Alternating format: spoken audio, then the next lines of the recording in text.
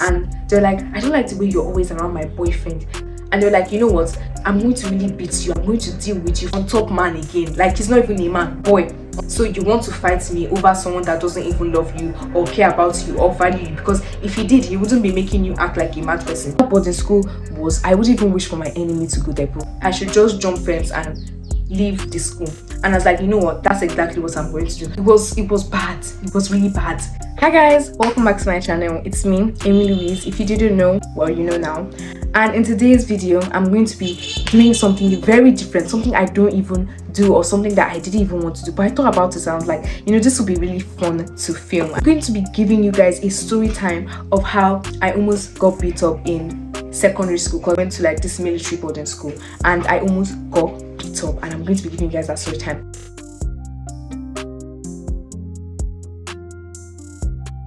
So this happened a few years ago when I was in SS1. My mom took me to this boarding school. It was a military boarding school because I did something. And I didn't even know I was going there. I just found myself there. And yeah, that boarding school was, I wouldn't even wish for my enemy to go there, bro. But it taught me a lot of things.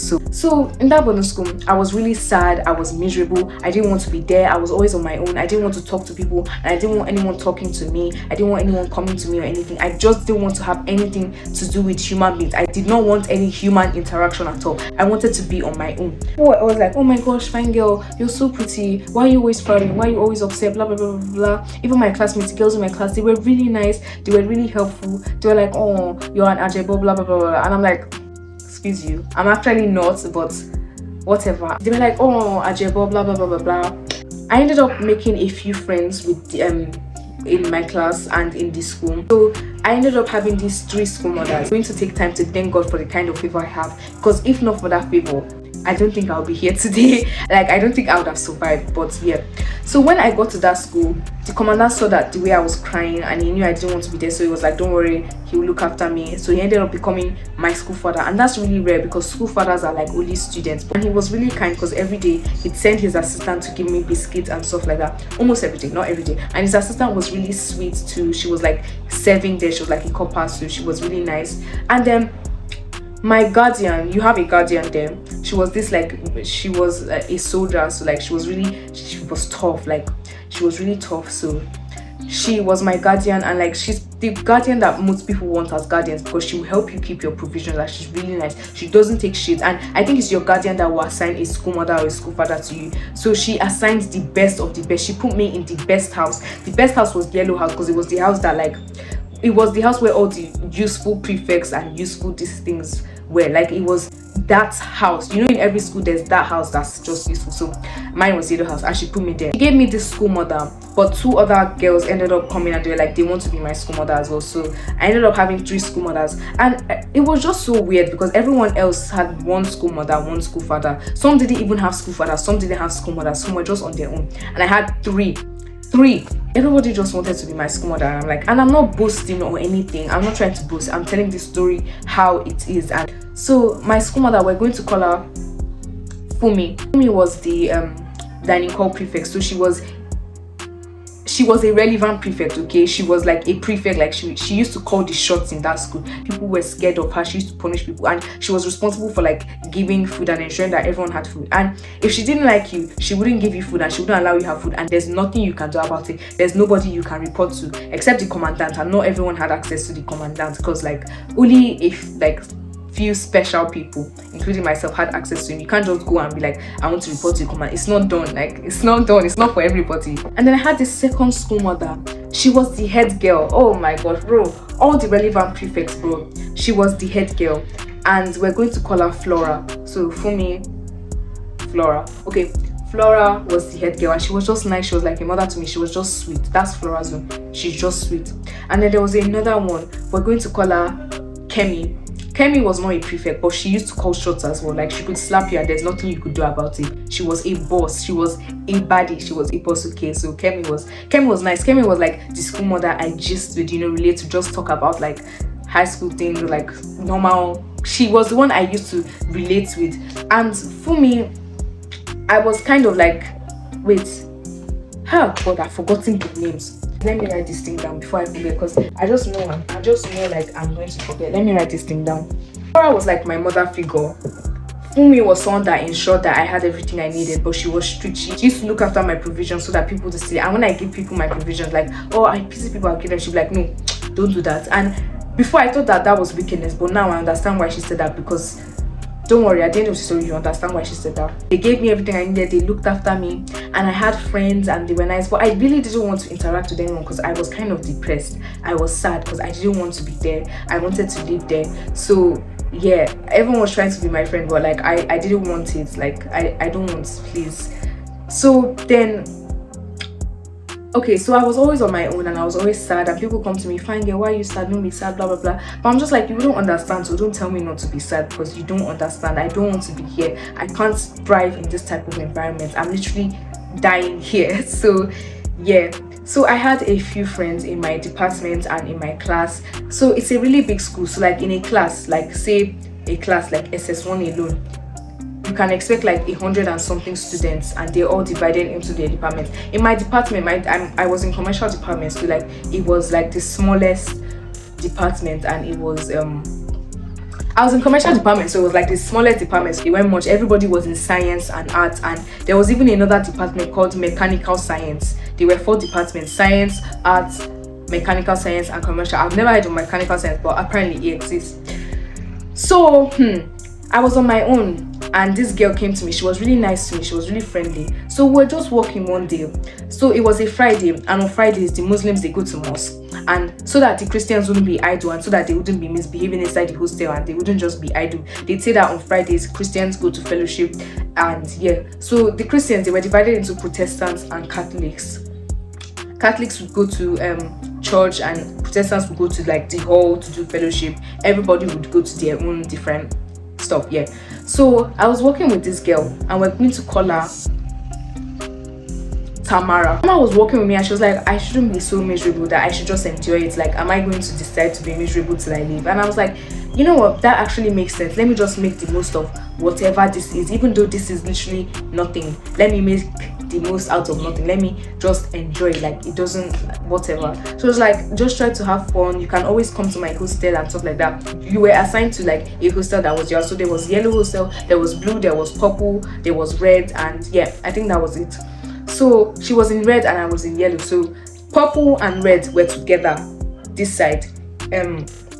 Blue, yellow, and green were on this side. I don't even know, but they divided them like this. So I was here, and to walk here is like 15 minutes walk to like her own hostel, and then to get inside and get to her own dorm is like another 10 minutes. So it was kind of far. She's like, I can always come and chill with her and her friends. And I'm like, okay, that's really kind of you, that's nice, because you know, there's no point, you know, just me keeping my feelings inside. Let me just, at least maybe if I stay around them and I vibe with them, I forget that I'm here. So she was really nice. And then as we were walking, suddenly my buckle came off, my shoes, my sandals, because we wore sandals with church wear. And yeah, so it came off, it fell out, and I was like, oh my gosh, what am I going to do? And she was like, don't worry, I have money, I'll fix it for you. And I was like, wow, this girl is an angel. This girl is so kind. It's like, wow, this girl is an angel. Love her. She went to the mosque, I went to fellowship. That was that. So after that, we would talk and stuff like that. Anytime she'd see me, she'd say hi, because I think she was in art and I was in commercial. I don't know what department she was in, but she was in art and I was in commercial. So I had this other friend, we're going to call her Angel.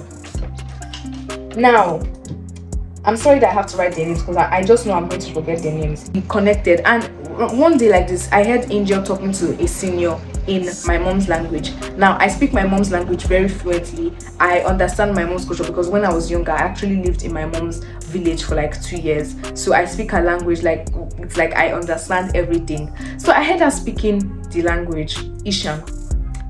I heard her speaking it, and I was like, this girl, I came to her and I was like, are you Ishan? And she was like, yeah, I'm Ishan, I'm from this place. And I knew the place she said she was from.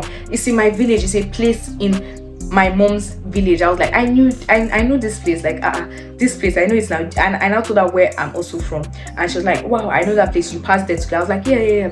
And we're just vibing, we're telling, it's, you know, when you're like a minority tribe, it's so somehow to see someone that's also a minority tribe and just bond and vibe with them. You wouldn't understand unless you're in a minority tribe, and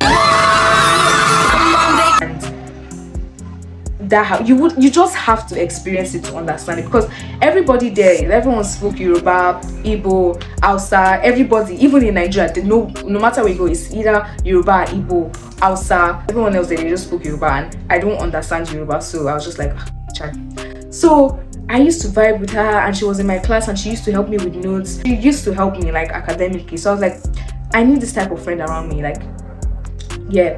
And I was really good in can't remember what's it. Yes, I was really good in commerce. So she'd always be like, come and teach me, and we teach each other. We were just close. And then she had this really irritating friend that I did not like, and I did not want to be around because she had serious issues. Okay. You know that I hate Fatima like the devil. Fatima, me too. I hate her. So there was this friend. We're going to call this friend Sophia. This Sophia girl, she had issues because she did not have a mind of her own, and I don't like people that don't have minds on their own. I don't like people that follow the crowd and can't make decisions for themselves. And this girl was the definition of I can't make decisions for myself. And you're probably wondering, why are you so pained that someone is always being a follower? I was pained because it got irritating, because anything she did, she would do, and you'd find out at the end of this video why it got very irritating for me. I was just disgusted. So I noticed that at first, okay, I wasn't irritated at first. It was towards the end I got irritated, but I was just like, this girl is weird. She's tweaking. I was just like, nah. Everyone used to call her follow because she was known for being a follower. People even said that the reason she was in that department was because Angel was in that department and her friends were in that department. And I was like, child. So me and Angel were sharp friends too, and I made this other friend. So one day I was crying in the dining hall, and everyone was trying to console me, and this girl, she was sitting behind me. So for security reasons, we're going to call her Aminat, to give out their real names, because I'm not trying to call them out. I'm just giving the story time for my own. I really don't care. But yeah, Aminat, when she saw me crying, she told me her own story of why she was there. She was like, I can understand you. And the reason I liked her was because everybody there was just trying to console me. Nobody could understand or relate to what I was going through, so they couldn't really console me in a way that would actually console me. So Aminat like understood. She was like, you know what, I've been in that situation. I'm in this situation as well. Like the same thing happened to me. I was like, really? So you get? And the way she was talking, it was like we were the same person because we were going through the same thing, and I could relate, she could relate, and we just were bonding over that, and we became really close. The only time we were together all the time, she couldn't come to my hostel because my hostel, that's where all the scary seniors and prefects are. So like you can't just enter that hostel unless you can't just enter, like you collect. So I used to go to her hostel because her hostel is there. I used to go there, or we just go and stay at the market and we talk there, because yes, there was a market inside the school where you could buy provisions and foodstuffs and like stuff like that. So we would always bond. The only time me and her were not together was when she'd go to the mosque or when I'd go to church, because she was a Muslim. So it was only on Fridays and Sundays. Those were the only times that we could not be together. I don't know if I mentioned this, but what is this girl's name? You see, I told you I'll forget. Suddenly, when I was walking back from church, usually me and her, the same time like church would end, the same time like she'd be done in the mosque. So we would usually come. The mosque was on this side, church was on this side. So we usually come like this, and I didn't see her, and I waited there for a while, but I didn't see her. So maybe they weren't done there or something, or maybe she was already in the hostel. I assumed that okay, maybe she's already in the hostel, let me go and meet her. So I was walking down and I was thinking about my life, and I got this very evil thoughts, and it was that I should just jump fence and leave the school. And I was like, you know what, that's exactly what I'm going to do. Like that school was in the middle of nowhere, but I was like, I'm going to find my way. I didn't care. I was going to find my way out of that school, because I heard that seniors usually jump fence to go to like the towns near the school. Even though the towns are quite far, they jump fence, they go there, they party and stuff like that. They go to different places. See, those seniors, they were adults, they were living their life, they do that. And yeah, so I was like, when they're going, I'm going to follow them, and from there I'll see like someone that would help me, and I'd say, oh, I'm lost and I need to get back home. And yeah, that was what I was going to do. But thank God I didn't end up doing that. Only God knows what could have happened to me. I'm smarter now. I would have never done that, but then I was desperate, and desperate times call for desperate measures. I really wanted to be out of there, so I was thinking about that. and suddenly I felt someone's presence. So I turned and I saw this guy, and he's like, beautiful girl, what's wrong, and stuff like that. Like, I always see that you're sad. It's really not a nice look on you. You're too beautiful to always be holding like a frown on your face. And I was like, yeah, I really don't want to be in this school. You know how whack and shitty this school is. And I was like, yeah, I can understand you. And he was just consoling me, and he was telling me jokes to make me laugh. He was really funny. He was really nice as well. He was funny. We're going to call him Shim. Like, every day we'd walk together, but like I didn't really like that because I didn't want people to think that we were together, because that's the last thing I needed. And if you're in that situation, who would even want to be in a relationship? So I didn't want people to like think we're together. So like I started avoiding him, although I really liked him. Not like I liked him as a friend. He was really nice and he was funny, and he used to like tell me words to uplift me and stuff like that. He was just a really good friend, and people didn't really think anything of it because I started distancing myself from him at the right time. So around that time as well, this boy, we're going to call him, I don't know if I should put this in the part 2 or the next story time. I should put this in this one, but we'll relate to the story time. So there's this other boy, we're going to call him Max. The thing about Max is that he was really cool. He was fine. He was like the finest guy in our class. He was really fine, and the way he was looking at me and the way he was acting, I knew his objective and whatever. I knew what he was going to do. So he came to me and he tried to ask me out, and I was like, no. And then seniors were telling me, girls there should do, like, just be with him. I was like, no, I can't do that. Like, I'm not in the right. No, I'm not going to do that. After that, boys started coming and approaching me, and as a beautiful girl, boys started coming, they were approaching me, and I was like, okay, whatever. But I didn't answer any of them, because who wants to be in a relationship at that time? Like, wrong timing, wrong everything. No, nobody wants that for themselves. So I was like, no, I'm not going to. And there was this really fine boy, the finest boy in our the boy that every girl wanted, even girls in senior classes, even girls, everybody wanted this boy. He was fine. This boy was actually fine, but I was not interested because he wasn't really my type, and he wasn't all that, and his personality was just he was just fine. He was just fine. I really didn't get the hype, but yeah, he was fine. When I saw his character, I was like, but whatever, he was fine. I could tell maybe that's why people wanted him so bad. Even seniors, it was that bad. So he came to me and like he asked me out, and I was like, no. And it got across like the whole school. People were like, how can you reject him? Is he not fine? I was like, it's really not about being fine. Like, I don't know, like relationships, like if you date someone because they're fine, that's messed up, because you're just preparing yourself. Like, it's really not about being fine. Yeah, I told them that, and they couldn't understand. Some understood and some didn't. The ones that didn't, God will help them, because I don't understand why you just date someone because they're fine. No. So I told him no. He came again, he kept coming, and I was like, see, no, if you come again, see, I'm going to change it for you. And he was like, okay, he got the message. Nonsense. So there was this other girl, she was my friend. I'm not going to give her name because it's not necessary, because this is the only time she'd be in this story, and that was actually her ex. So I think she was a bit salty about that. She wasn't happy about that or whatever, because her friends told her and everything, and she started giving me this attitude. I noticed that all the girls in the hostel, all the girls in other hostels, they started giving me this attitude. Like, I was like, okay, only few were nice to me, but I was like, why are they giving me this attitude? So I forgot to add this, but Senior Fumi, my school mother, she said that I'm an Ajebota, and I told her no, I'm not. I don't like people referring to me as that, because what's that supposed to mean? I'm not. So she said I was, and I shouldn't do anything, that I'm not going to do any hostel chores, because they had hostel chores. They had things that they do early in the morning. She was like, me, I'd sleep, because seniors, they sleep in the morning. Like, okay, they'd wake us up at 5 a.m. or 4:40, and seniors would sleep till 6. They start getting ready at 6. So she was like, I could do that too. I'd sleep as well till 6, while the others, and the other girls were not happy about that, and I could tell why. Like, they were like, how do we do work and she'd be sleeping? Like, what type of rubbish is that? So even girls in SS2, they hated me. Like, they really didn't like me at all. When I first came, they were nice, but when they saw all the nonsense that Senior Fumi was doing, they really hated me. So but like, you're supposed to be doing hostel work, right? You know that what they're doing to you is not right, that they're explaining. I was like, what can I do? Like, what do you want me to do? Do you want me to go to her and tell her, please give me work? Like, if we were you, would you do that? Exactly. So I did not care. I was already frustrated with that place. I'll give you a full story time in my next video. So yeah, I really didn't care. So I noticed that Tamara started giving me an attitude, and that was the only thing that helped me, because Tamara was my close friend, and she was someone I admired. She was someone I liked because she was kind to me and stuff like that. So I was like, why is this girl tweaking? Like, we're not even in the same hostel, so you can't complain that I'm not doing hostel work. Like the other girls I get, but you. So Tamara started giving me this attitude, and I was like, oh well. So at that point, my only friend was Aminat. Like Amina was just like, they're just jealous, and I was like, whatever. People will be people. So also Angel, the girl like from my mom's village that we spoke the same language, she started giving me this attitude, and I was like, what is this? Like, I even joked with Aminat. I was like, are you going to be the next person to start giving me an attitude? And she was like, nah.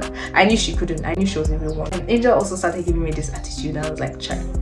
So after that, so one day, okay, in the dining hall, they do this thing where when they want to serve food, it's like a game. It's a game. It's like a tradition. They've been doing it since. That school has been there since 1977. I'm going to cut it and make it as short as possible. So they do this thing where they serve people in coolers. So each table, they serve you with a cooler. Each table gets a cooler, and you have to get the biggest, best cooler, because there are different types of cooler. These people, they didn't even make it fair by just buying all the same coolers. They're different coolers, so they're small ones, they're big ones, they're ones that don't keep food hot, they're ones that make food tasty. I don't know, sharp. That was it. So there's this race that they'd pick, like the seniors, like would pick someone. Senior Fumi, since she was the food prefect, she'd pick someone to run and get the best cooler. So if she tapped you, you're supposed to run and line up to get the best cooler. So fortunately for the table I was sitting at, unfortunately for them, I was not bothered, so I was not going to run. I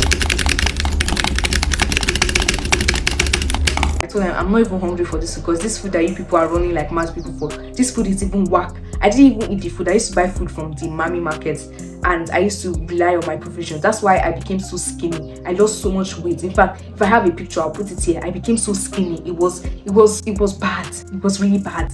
So yeah, I was like, I'm not going to run. And I ended up getting the worst cooler ever.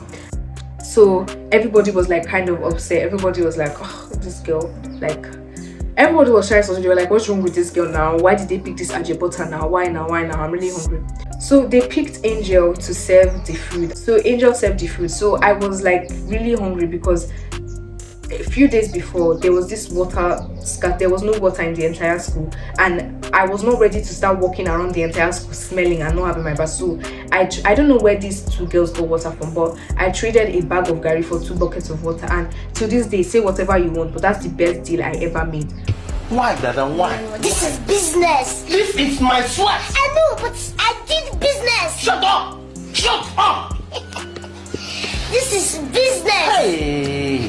2 buckets of water for you. Didn't see, I was desperate, and desperate times call for desperate measures. So yeah, I gave them my bag of gari for 2 buckets of water, and I was happy with my life. People were like, are you dumb? But really, like, I don't even eat gari like that, so I didn't care, and I had money to buy provisions and stuff like that. So she ended up serving food, so I was like, I don't really have provisions like that, and I don't have gari anymore, because I've been giving out my provisions like a fool. Okay, I wanted to bring my plate, so I was really desperate. So everyone was like trying to put their plate, so I tried to put my plate as well, and she was like, I beg, don't put this plate on top of my head. And she said it with this attitude, and I was like, is it me you're talking to? Like, you're talking to me? Well, then who the hell else are you talking to? Talking to me? Are we not friends? So I was like, oh, okay, whatever. So then all the girls started giving me an attitude, right, including Angel. So I was like, okay. So my only friend was Aminat. So one day after prize giving, they did this prize giving this thing, because I did a debate and they did other activities like that, dancing competitions, because it was at the end of the term. So they gave gifts. They gave me a gift. So after I collected my gifts, me and Amina were just like gisting and walking, and suddenly I felt someone's presence. I turned around, and it was Angel and Tamara. Angel and Tamara are in the same house, so they came from their hostel. I don't even know where they jumped from. It's like they ambushed us, because we were walking inside the bush. People walk and gist inside the bush. Anyway, that's such a weird place, but we were doing that. So they ambushed us, and I was like, what's like, they were now walking around us and talking shit about us, like, and it was so stupid, because you know when you can't say someone is ugly, or you can't say anything about them because nothing is wrong with them, so you just end up saying stupid things. So they were like, this Amy girl, look at her stalking self, look at her shoe, blah blah blah blah blah blah blah. They couldn't really say anything tangible. They even got to a point where they were like, look at her earrings, and I'm like, they were just talking shit, like saying all sorts of things. And I'm like, why are you here? What do you want? And they're like, you know what, I'm going to really beat you, I'm going to deal with you for what you did.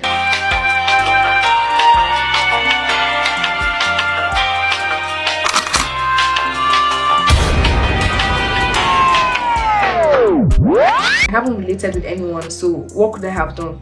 And they're like, I don't like the way you're always around my boyfriend. Yes, I don't like the way you're always around Sheung. And I'm like, Do me a favor, please.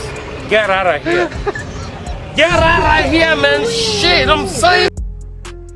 I was disappointed. I'm not even going to lie. I was like, so is this what you came to? So you want to fight me over someone that doesn't even love you or care about you or value you? Because if he did, he wouldn't be making you act like a mad person. If he did, he wouldn't be bringing out this hideous side of you. I was so disappointed. I was like, wow, you're really, all this admiration, you just spoiled everything. Like, on top man again. Like, he's not even a man, boy, on top a boy. Like, really.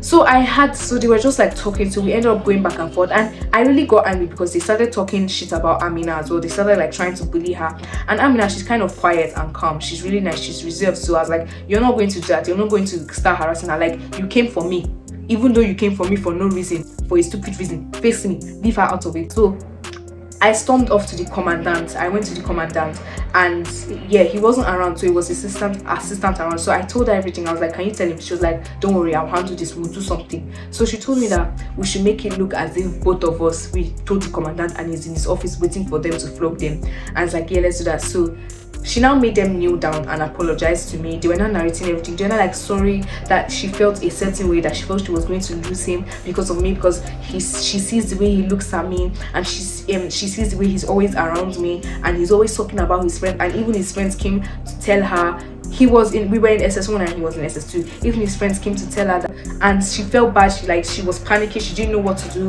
And she was ashamed to come and talk to me. So she said that she thought threatening me would do something, and that she understands that she was wrong. And I was like, if you felt uncomfortable, honestly, you could have just told me to stop talking to him, and I would have. Like, he's really not all that. It's not your fault. It's not my fault. It's the fault of love. Tamara is a really beautiful girl. She's a really beautiful girl, and she deserved better, not from him, from herself. She deserved to treat herself and present herself better, because that rubbish that she did, it really made me lose respect for her. It made me lose a lot, like, for her. I couldn't even look at her the same. So she deserved to do better for herself. I was like, you should have done better. Honestly, I didn't really say much because what I did, my actions had already spoken for me. So yeah. So if after that, like, they begged, like, we should go and tell the commandant that we shouldn't worry, blah blah blah blah blah. And yeah, I was just like, so the commandant's assistant went inside. She pretended as if she went to talk to him, and I told her, you know what, I forgive them, just let it go. And she pretended as if she went to go and tell the commandant that I forgiven them. So they're like, oh, Amy, thank you, blah blah blah blah. The next day, the thing casted, the whole school head, and yeah, and people were coming to beg me.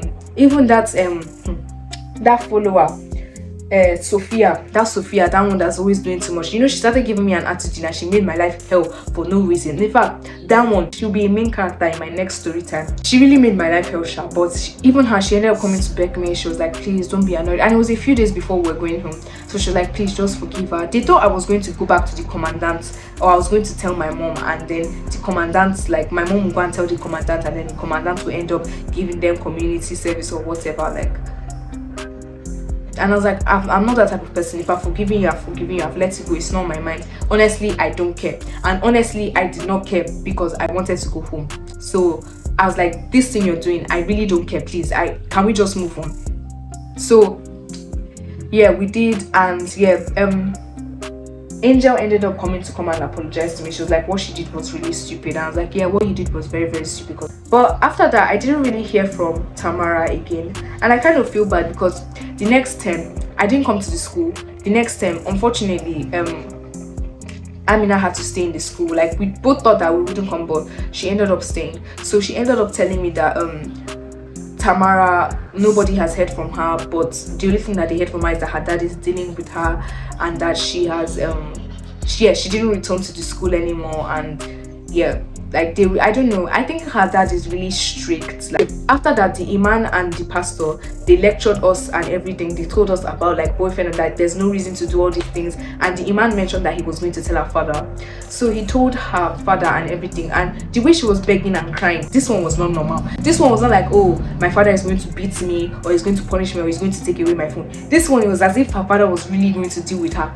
I don't know what happened, and I don't regret reporting. Yes, I feel bad for whatever it was that happened to her, because my spirit is telling me that she really got dealt with. But I don't feel bad for reporting, because I don't feel bad for, you know, reporting something that someone was doing to make me feel like bad about myself. So at the end of this story time, there's going to definitely be a part 2 if this one does well, and a part 3 and a part 4, because so many things happen in that school. And yeah, I'm going to use it as gist. So yeah, so the moral of this story, obviously I can't give a story time without like telling the moral, is don't let the things that people do bring out a hideous side of you, because I feel like everybody is beautiful and everyone has their own individual beauty. Like the beauty I saw in Tamara, I feel like all of that just disappeared when she did the rubbish that she did. She didn't need to do that. You shouldn't allow the things that make you uncomfortable bring the horrible side of you out, and you shouldn't treat your friends like that. That's the end of this story. If you want part 2, I have so much gist. This is just the beginning about that school.